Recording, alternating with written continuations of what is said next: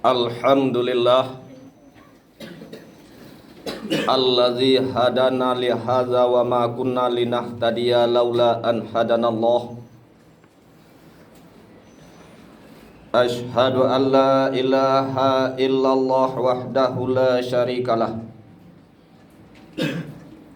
wa ashhadu anna Muhammadan abduhu wa rasuluh la nabiyya ba'dah. Allahumma fassalli wa sallim wa barik ala Muhammad wa ala alihi wa sahbihi ajma'in. Usikum wa iyaya ittaqullaha haqqa tuqatih wa la tamutunna illa wa antum muslimun. Fasma'u qala Allah ta'ala fil Qur'anil Karim. Na'udzu billahi minasy syaithanir rajim. Bismillahirrahmanirrahim. Walau anna ahlal qura amanu wattaqaw la fatahna 'alaihim barakatim minas sama'i wal ardh walakin kazzabu fa akhadnahum bima kanu yaksibun. Sadaqallahul azim. Kaum muslimin sidang jamaah Jumat yang berbahagia, terutama sekali marilah sama-sama kita mengucapkan puji dan syukur kehadirat Allah Subhanahu wa taala. Alhamdulillah kita masih diberi waktu, kesehatan dan kekuatan lahir dan batin. Mudah-mudahan kesempatan yang masih diberikan Allah kepada kita bisa kita manfaatkan dengan sebaik-baiknya. Salawat dan salam tak lupa kita sampaikan untuk junjungan kita Nabi besar Muhammad sallallahu alaihi wasallam. Kaum muslimin sidang jamaah Jumat yang berbahagia, judul khutbah kita pada hari ini adalah waktu-waktu datangnya azab Allah. Landasannya firman Allah dalam surat Al-A'raf ayat 96 sampai ayat 99.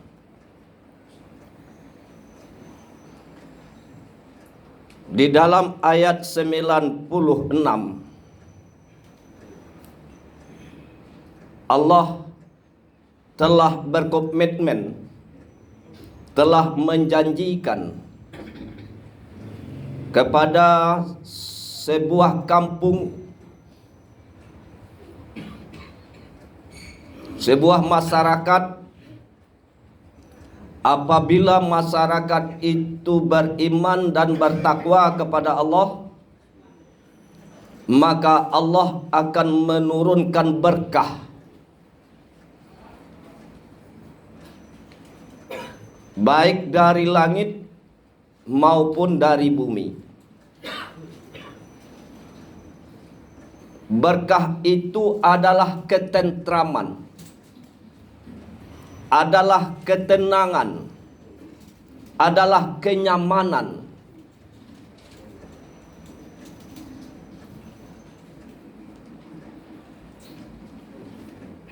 Apabila suatu kampung itu kaya raya,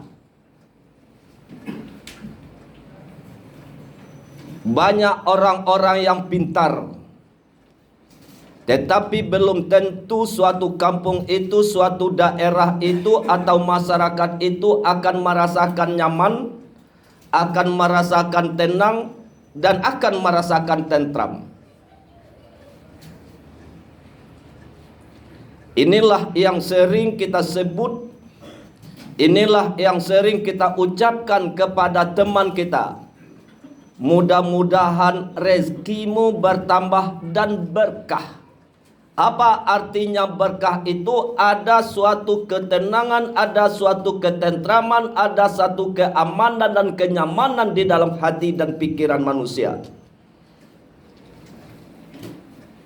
Berapa dan betapapun banyaknya harta, pangkat dan jabatan kita, tetapi kalau rasa nyaman itu tidak ada, rasa tentram itu tidak ada, rasa ketenangan itu tidak ada, berarti pangkat, jabatan dan kekayaan itu tidak mendatangkan berkah. Ada orang yang hidupnya sederhana, biasa-biasa saja, tetapi ketenangan dan ketentraman hidupnya itu terasa. Kita siang malam merasa gelisah. Ada-ada saja masalah yang datang, ada-ada saja pikiran yang akan mengganggu. Apakah kita kekurangan? Tidak. Kemanapun kita pergi akan bisa. Apapun yang kita minta bisa. Tetapi ketenangan, ketentraman di dalam jiwa dan pikiran kita itu tidak ada, maka belumlah termasuk berkah. Jadi, kunci dari sebuah berkah itu adalah keimanan dan ketakwaan seseorang. Dilanjutkan oleh Allah, walakin kazzabu fa akhaznahum bima kanu yaksibun.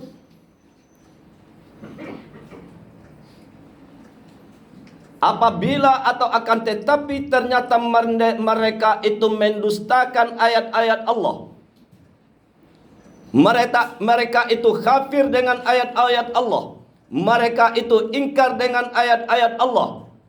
Ingat, fa'akhaznahum bima kanu yaksibun. Allah akan menimpakan azab kepada mereka.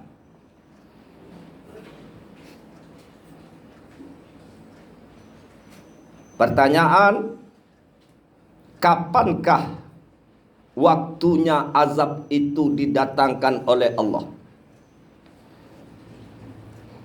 Kapankah siksaan itu didatangkan oleh Allah? Ayat selanjutnya Allah berfirman, afa amina ahlul qura ayyatiyahum ba'suna bayatan wa hum naimun. Maka apakah penduduk suatu negeri mereka merasa aman dari siksaan kami, yang datangnya siksaan itu pada malam hari ketika mereka sedang tidur.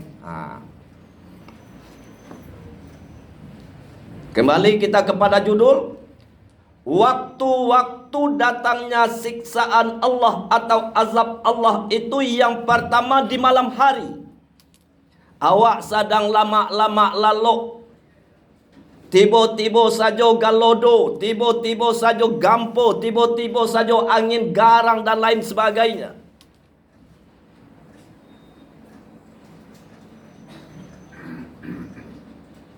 Apabila datang pada malam hari, itulah azab Allah. Kadang-kadang azab Allah itu ringan. Kadang-kadang azab Allah itu sedang. Kadang-kadang azab Allah itu memang tidak sesuai dengan kekuatan dan kemampuan kita.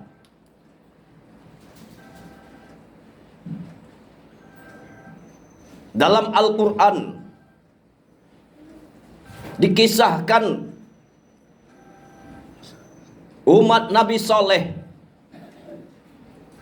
Kapan datangnya azab Allah itu? Itu mereka di dalam rumah. Datang saja guntur,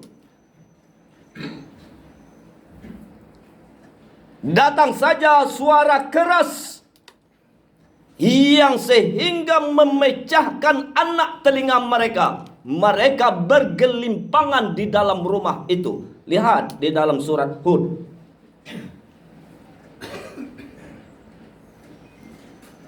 Jadi itulah azab Allah. Kapan datangnya azab Allah? Itu pada malam hari. Di saat apa? Di saat orang dalam keadaan tidur. Jadi kalau ada datang musibah pada malam hari, perhatikanlah, itu bahagian dari azab Allah. Kapan lagi azab Allah itu datang waktunya? Awa amina ahlul qura ayyatiyahum ba'suna duha wahum yal'abun. Pagi sedang sarapan pagi, anak-anak sedang bermain, istri dan anak gadis awak sedang berolahraga, sedang senam. Diperkirakan waktu jam 8, jam 9 atau jam 10. Sadang-sadang rancaknya hari, sadang-sadang lamaknya kita bermain, sadang-sadang lamaknya kita bercengkerama. Datang saja azab Allah, datang saja musibah. Itulah yang disabui oleh Allah, ba'suna duha, waktu duha. Kita perhatikan di daerah-daerah atau suatu tempat yang datangnya musibah itu, perhatikanlah, kalau tidak malam menjelang siang, itu tandanya azab Allah. Itu yang tidak kita perhatikan. Insya Allah kalau kita lewat dari malam itu tidak ada datang azab Allah, ingat, pagi bagaimana? Aman. Sampai zuhur, aman. Sampai siang, aman. Berarti kita beranggapan azab Allah itu tidak datang pada hari ini. Jangan. Dijawab oleh Allah yang ketiga. Dilanjutkan oleh Allah yang ketiga. Afa aminu makrallah fala ya'man makrallah illa qaumul khasirun. Atau apakah mereka itu akan merasa aman dari siksaan Allah? Yang datangnya siksaan Allah itu tidak terduga-duga.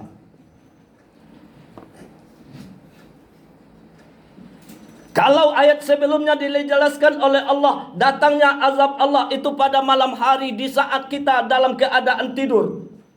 Kalau tidak datang malam hari, mungkin saja di waktu pagi hari, di waktu duha.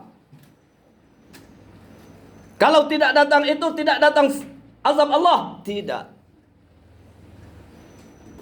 Jangan menyangka, kata Allah.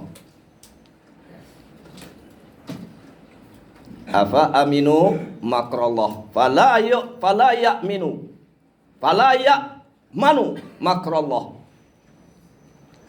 Azab Allah itu akan datang di waktu yang tidak disangka-sangka. Tiba-tiba saja. Nak manga-manga awak. Dalam bercengkrama awak. Ari tanang. Guruh tando kah hujan nak ado. Gabak di hulu tandonyo angin kancang indah ado. Hujan yang akan mendatangkan banjir indah ado. Tapi kalau do datang saja. Gampo tibo saja. Kapan itu? Lai disangko bilos datangnya gampo, ndak ada orang yang tahu. Apabila banjir datang, orang akan bisa memprediksikan air besar dari hulu sana. Apabila terjadi kebakaran yang besar, orang bisa memprediksikan penyebabnya adalah dibakar oleh orang atau konsleting. Terjadinya Galodo bisa orang memperkirakan bahwa bukit di sana dalam keadaan tidak stabil. Tapi di waktu Gampo Tibo, tolong buktikan satu orang saja ilmuwan yang bisa memastikan Gampo akan datang sedetik, semenit, 1 jam, 1 tahun lagi. Siapa yang bisa membuktikan? Tidak ada. Oleh sebab itu, kapan datangnya azab Allah? Di waktu yang tak terduga-duga. Kepada siapa datangnya azab Allah ini? Tentu kepada orang-orang yang ingkar dengan ayat-ayat Allah. Oleh sebab itu, karena kita tidak mengetahui kapannya azab Allah ini datang, waktunya kita tidak tahu. Yang maha mengetahui itu hanyalah Allah. Oleh sebab itu, tentu kita berusaha semaksimal mungkin kembali kepada janji Allah. Modal untuk tidak datangnya azab Allah itu hanya iman yang kuat dan ketakwaan yang teguh.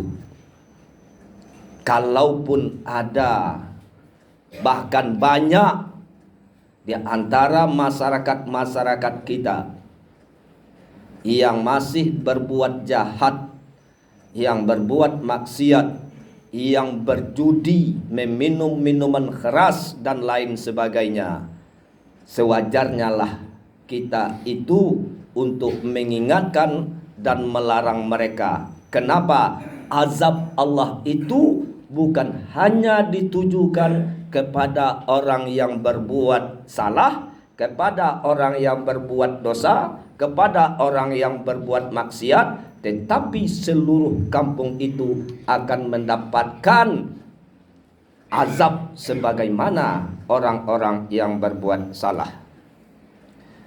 Itulah khutbah kita pada hari ini. Mudah-mudahan bisa bermanfaat dan kita selalu waspada.